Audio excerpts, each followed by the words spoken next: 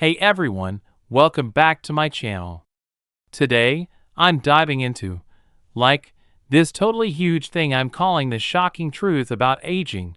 No spouse, no nursing home, no problem. Yep, you heard that right. It's a bold statement, I know, and I'm super pumped to spend the next chunk of your time. Seriously, grab a coffee, settle in, showing you how I've made this work in my own life. Why it's, flipped my whole perspective on getting older, and how it might just spark something for you too. My name's Laura, I'm 68 years old, and I've got this story that's been brewing for years, full of twists, tough moments, and a pretty unconventional happy ending. This isn't just about me surviving retirement, it's about thriving in a way I never saw coming, and I can't wait to share it with you. So, if you're vibing with this already, hit that like button and sub if you haven't. Let's build this journey together. Alright, let's get started. First, let me paint the picture of where this all kicked off. For most of my life, I was a city girl through and through. Seattle, to be exact. I was obsessed with it.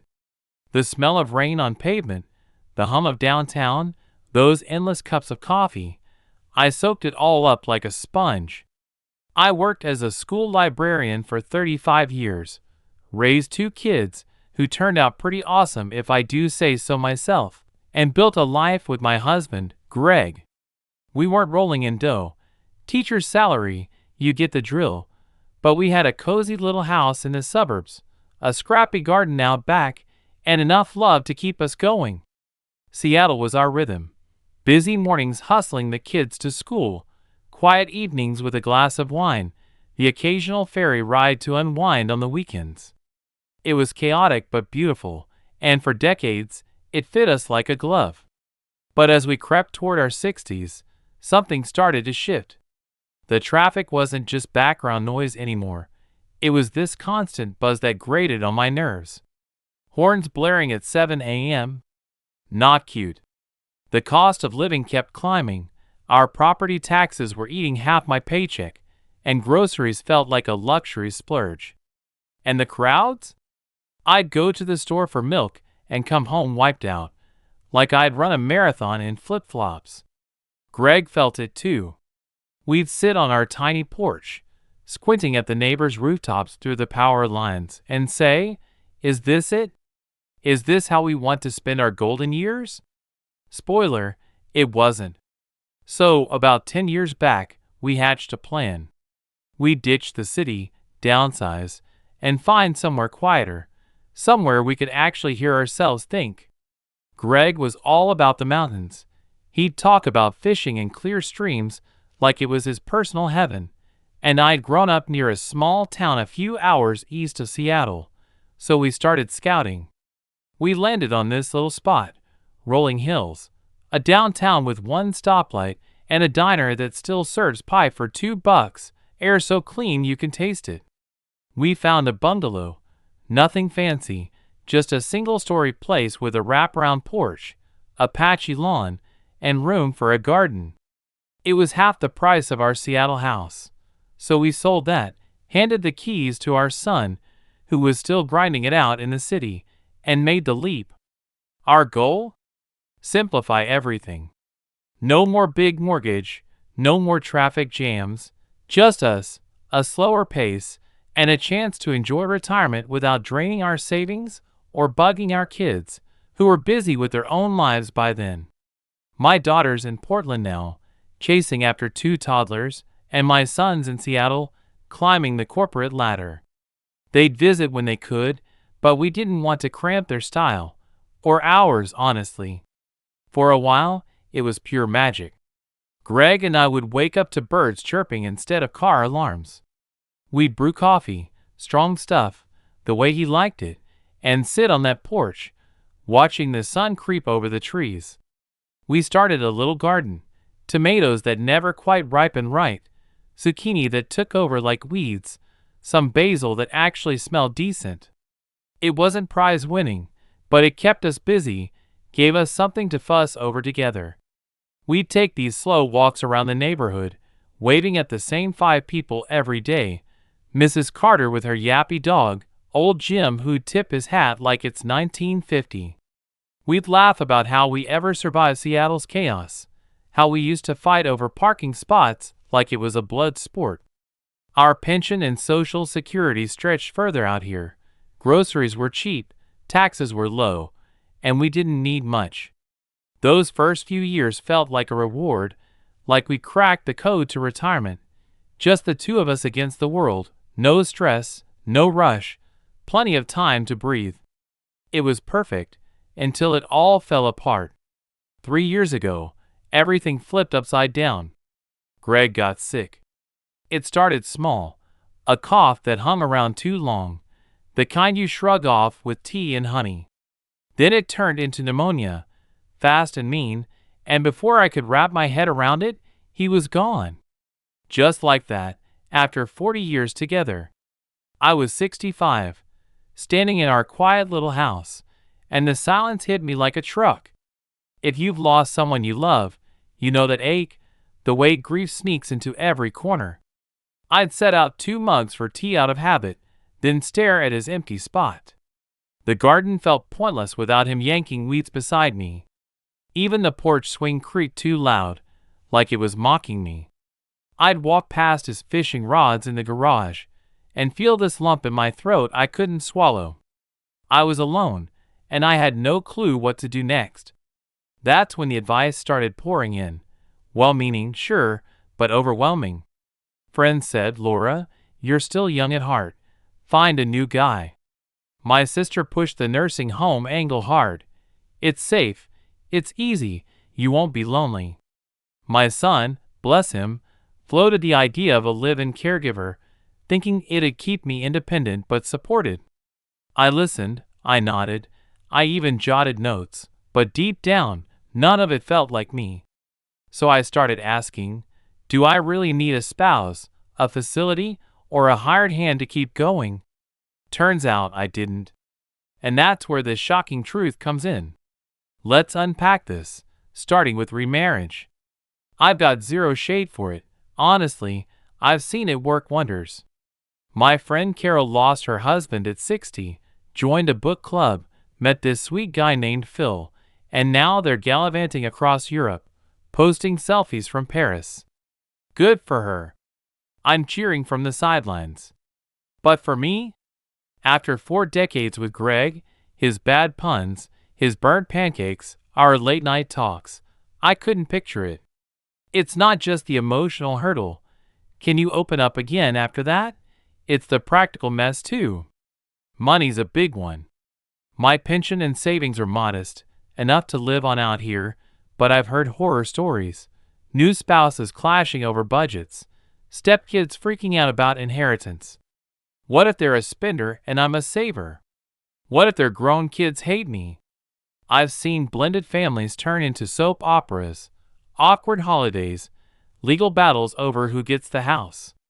No thanks. I wanted companionship, sure, but not at the cost of my peace or my bank account. So remarriage? Off the table. Then there's the nursing home idea. I'll admit, it tempted me for a hot second. No more scrubbing floors. No more wrestling with a stuck jar lid, meals cooked for me. Sign me up. I pictured a tidy room, friendly staff buzzing around, maybe a bingo night or a knitting circle. Sounds cozy, right? But then I talked to my cousin Mark, and oh boy, did that bubble pop. Mark's got more cash than me, retired engineer, fat nest egg, so he picked this top-tier place, all glossy brochures and big promises, gourmet food, daily activities, round-the-clock care. He moved in, thinking he'd hit the jackpot. 6 months later, he was back home, renting like I'd never heard. The food? Think hospital tray, mushy carrots, mystery meat, jello that wiggled too much. The schedule? Breakfast at 7, lights out at 9, no wiggle room. The staff were nice but slammed, barely time to say hi, let alone chat.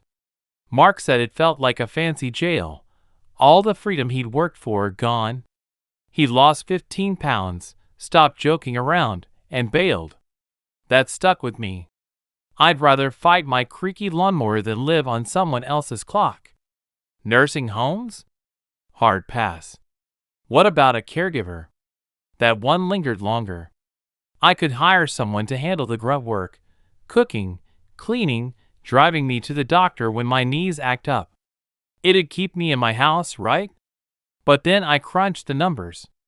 My income's fixed, pension plus social security, decent for this town but not lavish. Good caregivers? They're $20 an hour, sometimes more, and live in rates? Forget it. I'd burn through my savings in a year, maybe two. I'd be broke and still stuck with a stranger folding my socks. Beyond the cost, it didn't fix the real problem: loneliness. A caregiver might chop my onions or vacuum the rug, but would they sit with me, laugh at my terrible reality TV pics? Maybe, if I lucked out, but it's a roll of the dice. I didn't want an employee. I wanted a friend, someone who gets it. That's when I had my light bulb moment. Why not find a way to stay independent and connected without all the usual fixes? No spouse, no facility, no hired help, just me figuring it out my way. Enter Tom, my neighbor 3 houses down. He's 70, a widower, and a total character: flannel shirts, gray beard, the kind of guy who'd fix your fence and then crack a dry joke about it. We'd nod at each other in passing. Morning, Tom. Hey, Laura. But that was it. Then one day, I ran into him at the farmer's market, haggling over a sack of potatoes like it was a sport. We got talking about the price of eggs, the dumb weather, then deeper stuff. Turns out, he'd lost his wife 2 years back and was rattling around his place alone, same as me. He wasn't into remarriage. Been there, done that, he said. Couldn't swing a caregiver on his budget. And nursing homes? His brother tried one, understaffed, overpriced, a total bust. Tom said, I'd rather eat canned soup for a year than go there. We were in the same boat, craving company but not commitment. So I threw out an idea. Tom, what if we team up? Help each other out, hang out, but keep our own space? He raised an eyebrow, scratched his beard, then grinned. Let's give it a whirl. And just like that, my new chapter kicked off. Here's how it works. We call it our Solo But Together Pact, and it's honestly the best thing I've stumbled into. We tackle the practical stuff as a team. Mondays, we hit the grocery store. I grab the cart, he hunts for deals, and we split the bill right down the middle, no fuss. I'll cook a big lasagna at my place one night, extra cheese, because why not? And he'll fire up his grill for burgers the next, complete with his secret sauce that's basically ketchup and a prayer. We trade off, keep it fair. Fridays are our river walk day. We pack a thermos of tea, stroll the trail by the water, and talk about whatever's on our minds. Old movies, the grandkids' latest antics, why the diner's pie crust isn't what it used to be. It's low-key but steady, like a rhythm we've carved out. We've even picked up hobbies together. Tom's a wizard with herbs. His basil's so good I'd bottle it if I could. And I've gotten into flowers, mostly daisies and lavender because they're hard to kill. We'll spend a morning digging in the dirt, swapping tips, splitting the haul. I bring him herbs for his spaghetti. He drops off bouquets for my kitchen table. It's small, simple stuff, but it adds up, keeps us busy, keeps us connected. We don't stop there, though. Oh no, we've got layers to this. Last spring, we signed up for a Tai Chi class at the community center, $5 a session, total steal. I'm a disaster at it. My balance is shot, and I've nearly toppled into Tom twice, arms flailing like a cartoon. But we crack up every time. The instructor's this peppy 80-year-old named Marge, who calls us her star pupils, which is hilarious because we're the clumsiest ones there. She'll shout, flow like water, and I'm over here wobbling like a drunk flamingo. It's not just exercise, it's a mood lifter. We've met other folks too. Betty, who knits during breaks and gives us lumpy scarves, and Sam, who tells dad jokes so bad you groan out loud. It's like a little bonus community we fell into. We're not just surviving out here, we're having fun, laughing at ourselves, keeping the days bright. And the best part? No strings attached. At night, I'm in my house, he's in his. No shared bills, no joint property, just two friends making it work, no pressure, no drama. Financially, it's a dream setup. Out here, my pension stretches further, housing's cheap, taxes are low, and I'm not shelling out for a caregiver or a facility fee.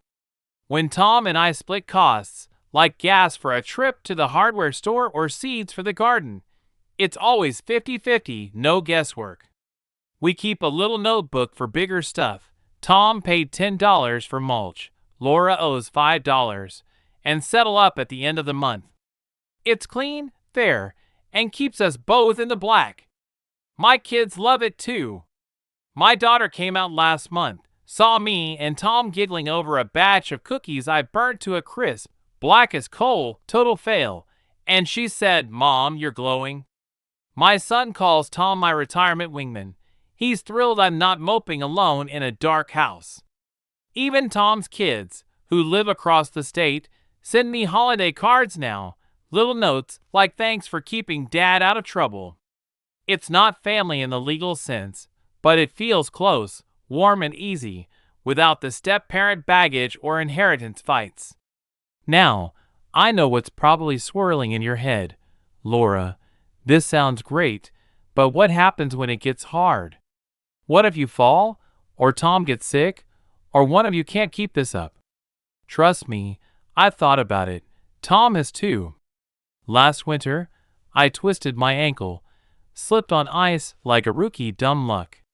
Tom brought me soup for 3 days straight, hobbling over with his cane, because his knee was acting up too. My daughter drove up for a weekend to help, stock my fridge, and we managed. It wasn't a crisis, just a bump. But if something bigger hits, a broken hip, a real health scare, I've got options. Maybe a short-term nurse, maybe my kids step in for a stretch. Tom's got the same plan. His son's already offered a spare room if push comes to shove. We talk about it over tea sometimes. What's the exit strategy, Laura? Same as yours, Tom. Wing it and call in backup. We're not blind to the future. We know this might not last forever. But here's my take. I'm 68, not 98. I'm healthy-ish. Creaky knees, sure, but I'm mobile, and my head's still sharp. Why lock myself into a just-in-case life now, fretting over every what-if? I'd rather live this way while I can, soak up the good, and deal with tomorrow when it knocks. Fear's a thief. It'll steal your joy if you let it run the show. This whole journey's taught me something massive. Aging doesn't have to mean handing your life over to someone else's rules. You don't need a spouse to feel loved, a nursing home to feel safe, or a caregiver to feel supported. For me, it's about crafting something that fits, staying solo but not stranded, independent but not isolated. Tom and I aren't perfect. We bicker about whose turn it is to pick the movie, and he thinks my daisies are too fussy, but it works because it's ours. It's not flawless. Rain cancels our walks sometimes, and I still burn the occasional dinner, but it's full, it's real. And look, I'm not saying this is the answer for everyone. My sister's in an assisted living place and loves it. Yoga classes, movie nights, a chef who makes decent soup. My old neighbor swears by her live-in aide, says it's like having a roommate who does dishes. That's awesome for them. Different strokes, right? But if you're like me, craving connection without losing yourself, maybe this solo but together thing could light a spark. Let's get practical. How do you even start something like this? Step 1. Look around. Who's in your orbit? A neighbor, an old friend, someone from church, or a book club. You don't need a lifelong pal like Tom, just someone you click with, who's in a similar spot. Start small. Invite them for coffee. See if they're game for a grocery run. Build trust slow. Talk about what you both want. Set some ground rules. Maybe it's I'll cook, you clean, or let's split gas for errands. Keep money clear. Tom and I write it down if it's more than a few bucks. Like that time we bought a birdhouse kit and argued over who'd paint it. Be flexible too. Our river walks used to be Wednesdays, but Fridays fit better now, so we rolled with it. If it feels forced, it's not right. Chemistry matters. But if it flows, you've hit gold. And pro tip, don't sleep on community stuff. That Tai Chi class? We found it on a flyer at the library. $5, no excuses. Check out senior centers, walking groups, card nights, cheap or free stuff near you. It's not about replacing the one-on-one. It's about rounding out your days, adding flavor. Here's a little bonus story. Last month, Betty from Tai Chi taught me to knit. I'm terrible. My scarf looks like a drunk spider made it. But we spent an afternoon laughing over it, sipping tea, trading gossip about Sam's latest awful joke. I'd never have tried that alone. It's those little wins that pile up. Aging's not just about getting by. It's about finding new pockets of joy, even when the big pieces shift. I think back to Seattle Laura, stressed, juggling library books and carpools, and I barely recognize her. This Laura? She's got dirt under her nails, a half-dead daisy patch, and a buddy who grumbles about my cooking but eats it anyway. It's not what I planned, but it's better raw, messy mine. So, here's the shocking truth in a nutshell. You can age your way, no playbook required. For me, it's no spouse, no nursing home, no problem. Just me, Tom, and a life we've patched together. It's not about dodging reality. It's about owning it, shaping it. What about you? Could this work in your world? Maybe you've got a Tom out there, or maybe you've already carved your own path. Drop it in the comments. I'm dying to hear your stories, your twists.